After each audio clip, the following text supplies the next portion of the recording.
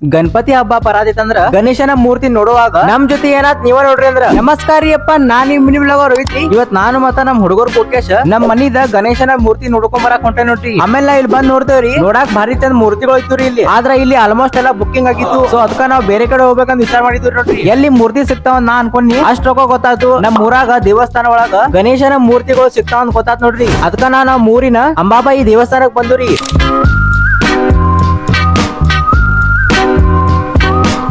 ಇಲ್ಲಿ ಮೂರ್ತಿಗಳು ಅಂತೂ ಮಸ್ತ್ ಕಾಣತಿದ್ವು. ಆದ್ರ ನಮಗ್ ಯಾವ ತರ ಬೇಕಾಗಿತ್ತ ರೀ ಆ ತರ ಮೂರ್ತಿ ಇಲ್ಲಿ ಇರ್ಲಿಲ್ಲ. ಮತ್ ಇನ್ನೊಂದ್ ಹೇಳ್ಬೇಕಂದ್ರ ಗಣಪತಿ ಹಬ್ಬ ಬರಕ್ ಏನ ಸ್ವಲ್ಪ ದಿವಸ ಐತಿ. ಅದಕ್ಕ ಎಲ್ಲಾ ಕಡೆ ಆಲ್ಮೋಸ್ಟ್ ಆಲ್ ಬುಕ್ಕಿಂಗ್ ಆಗಿದಾವು. ಸೊ ಅದಕ್ಕ ನಾವ್ ಬೇರೆ ಕಡೆ ಹೋದ್ವಿ ನೋಡ್ರಿ. ಆಮೇಲೆ ನಾವ್ ಬಂದಿ ನೋಡ್ರಿ ನಮ್ ಊರಿನ ಮಲ್ಲಿಕಾರ್ಜುನ ದೇವಸ್ಥಾನಕ್ಕ. ಮತ್ ಇನ್ನ ಗಣಪತಿ ಬರಕ್ 1 ತಿಂಗಳ ಐತಂದ್ರ ನಮ್ ಹುಡುಗರ್ಗಂತ್ರು ಫುಲ್ ಎಕ್ಸೈಟ್ಮೆಂಟ್ ಆಗಿರ್ತಾರ ನೋಡ್ರಿ.